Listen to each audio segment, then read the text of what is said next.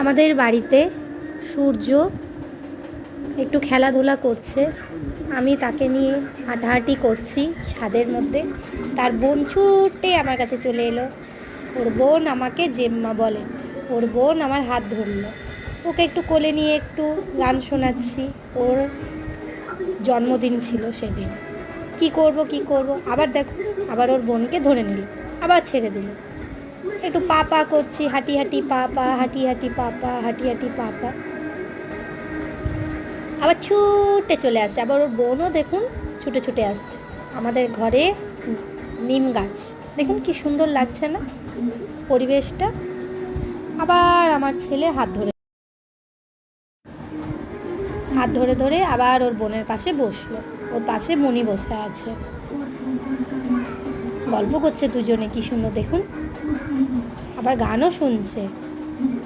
আবার পাপা পাপা হাঁটি হাঁটি পাপা করছে, আস্তে আস্তে করে আসছে। আবার হাতে দেখুন বন্দুক নিয়ে আছে।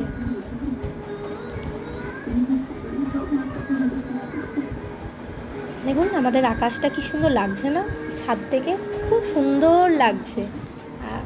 এই যে আমাদের সিঁড়ি থেকে নামছে আমাদের মহারাজা, ওই যে শুয়ে আছে আমাদের বাগানের উপর, ঘাসের উপর শুয়ে আছে, আবার ছুটে যাচ্ছে। আবার ও না এইসব করতে খুব ভালোবাসে।